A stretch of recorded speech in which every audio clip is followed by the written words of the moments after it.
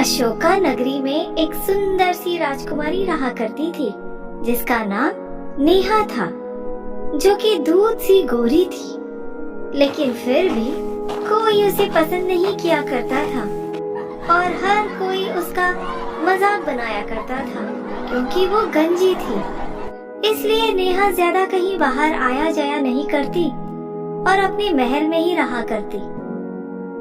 एक दिन उसके पिता राजा अशोक उसके पास आते हैं और कहते हैं, बेटी, तुम यहाँ उदास अकेली क्यों बैठी हो? बाहर जाओ, अपने दोस्तों के साथ घूमो फिरो। नहीं पिताजी, सब मेरे गंजेपन का मजाक उड़ाते हैं। मुझे बिल्कुल भी अच्छा नहीं लगता। तू अपना दिल छोटा मत कर बेटी। एक दिन कोई राजकुमार तुझे अपनी दुल्हन जरूर बनाएगा। नेहा ये सुनकर खुश हो जाती है। नेहा बहुत अच्छे दिल की थी। वो हमेशा सबकी मदद करती और सबका साथ दिया करती थी। इसके बाद ऐसे ही दिन बीतते हैं। एक दिन उसकी एक दासी एक न्योता लेकर उसके पास आती है और कहती है, राजकुमारी नेहा को मेरा प्रणाम। राजकुमारी, मैं ये न्योता लेकर आई हूँ। पड़ोसी नगरी के राजकुमार का स्वयंवर होने वाला है और सभी राजकुमारियाँ उसमें जाने वाली हैं। आपको भी जाना चाहिए।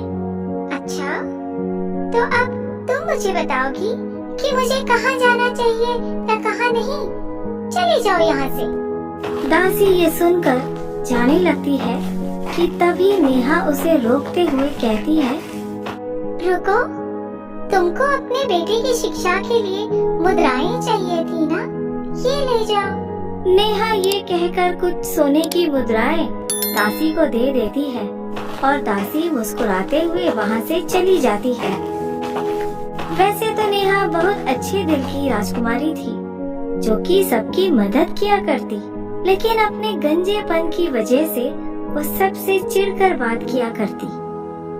एक दिन राजकुमारी नेहा के पास वहाँ राजा अशोक आते हैं और वो राजकुमारी को समझाते हुए कहते हैं, राजकुमारी, मैं तुम्हारा गुस्सा समझता हूँ, लेकिन तुमको ऐसे हार नहीं मानना चाहिए।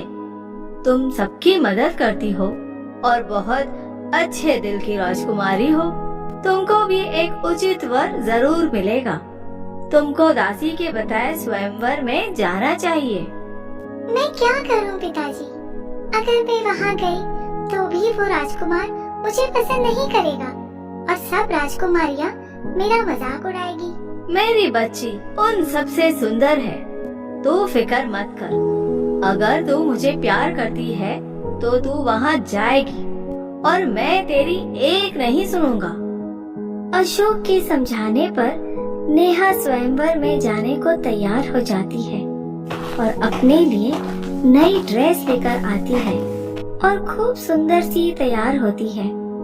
जब वो ड्रेस लेकर आती है तो उसी दासी को जिसकी मदद नेहा ने की थी एक दूसरी दासी से कहते हुए सुनती है, अरे सुना तूने? वो गंजी राजकुमारी नेहा भी स्वयंवर में जाने को तैयार हो रही है। अब उसको कौन समझाए कि कोई राजकुमार गंजी राजकुमारी से शादी नहीं करेगा। लेकिन उसे वहाँ जाने के लिए प्रेरित तो तूने ही किया है और तू ही ऐसा बोल रही है।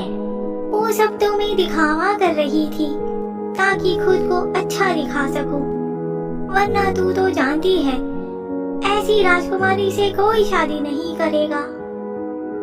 नेहा राजकुमारी सबकी मदद करती पर कोई उसे पसंद नहीं करता और उसका मजाक उड़ाया करता।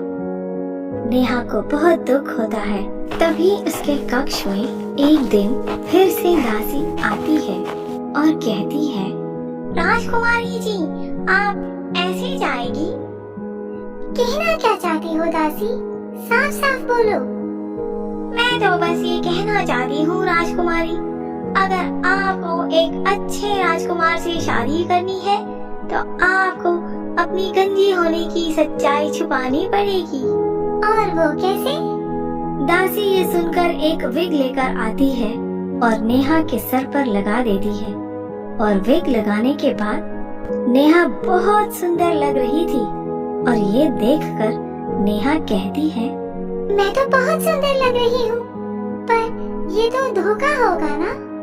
राजकुमारी, जब राजकुमार को आपसे प्रेम हो जाए तो आप उनको सच्चाई बता देना।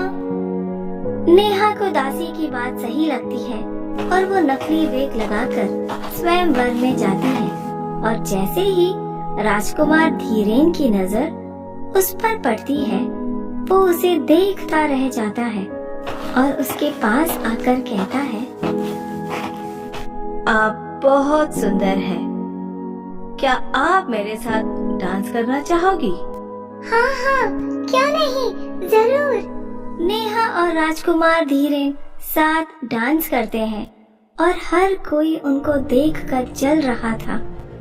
नेहा सभी राजकुमारियों से सुंदर लग रही थी कि तभी नाचते हुए नेहा की विग निकल जाती है और उसे गंजा देखकर वहाँ मौजूद 2 राजकुमारियाँ उसका मजाक उड़ाते हुए कहती है, देखो तो जरा, यहाँ तो गंजी राजकुमारी भी राजकुमार धीरेन से शादी करने के लिए आई है। बेचारी को अपने गंजे सर को छुपाने के लिए विग लगानी पड़ी और वो भी उसके सर से निकल गई। इसका सर तो चांद से भी ज्यादा चमक रहा है। ये सब सुनकर नेहा को बहुत शर्मिंदगी होती है और वो वहाँ से रोते हुए जंगल की तरफ भाग जाती है और एक पेड़ के नीचे छुपकर बैठ जाती है और रोने लगती है। तभी आसमान से एक लंबे बालों वाली परी उतरकर आती है और कहती है, क्या हुआ है लड़की, तुम इतना रो क्यों रही हो? मैं आपको क्या ही बताऊं, मेरी किस्मत में शायद रोना लिखा हुआ है। मेरी छोड़िए और आप बताइए, आप इस नदी में क्या कर रहे हैं? मैं परी लोग की परी हूँ। मैं आसमान की सैर कर रही थी कि तभी मेरे सर का ताज आकर पृथ्वी लोक पर गिर गया और मैं उसी को ढूंढने आई हूँ। क्या तुम मेरी उसे तलाश करने में मदद करोगी? हाँ हाँ, क्यों नहीं, आपकी मदद करके मुझे बहुत खुशी होगी। चलिए मिलकर उस ताज को ढूंढते हैं।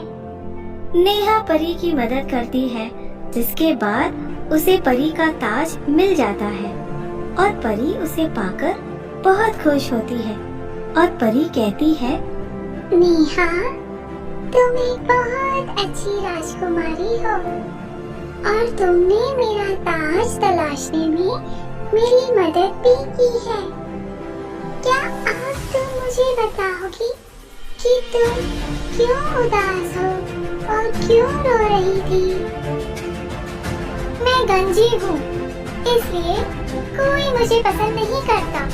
मैं सबकी मदद करती हूँ, लेकिन फिर भी सब मुझ पर पीठ पीछे हंसते हैं और मेरा मजाक उड़ाते हैं। तुम बहुत अच्छी इंसान हो राजकुमारी। लो, तुमने मेरी मदद की है और अब से कोई तुम्हारा मजाक नहीं उड़ाया करेगा और जो भी उसका मजाक उड़ाएगा उसे मैं खुद सजा दूंगी।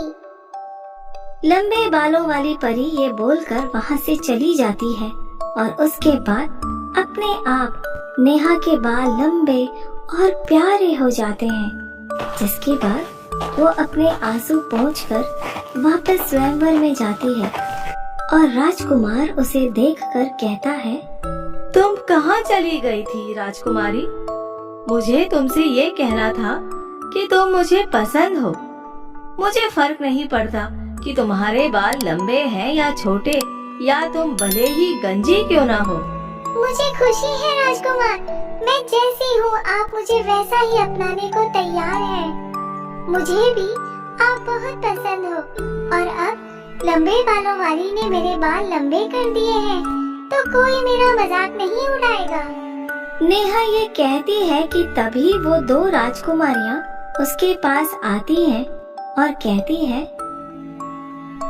देखो तो जरा, ये गंजी राजकुमारी लगता है नई वीक लगाकर यहाँ आई है। हाँ, मुझे भी यही लगता है, लेकिन ये विग पहले वाली से अच्छी है। अगर मैं गंजी होती तो ऐसे ही विग लगाती। पर हम दोनों के तो बहुत सुंदर बाल हैं, वो भी असली वीक वाले नहीं। ये कहकर दोनों हंसने लगती है। तभी अचानक उन दोनों के बाल गायब हो जाते हैं और वो दोनों बहुत रोने लगती है। मेरे बाल कैसे गायब हो गए?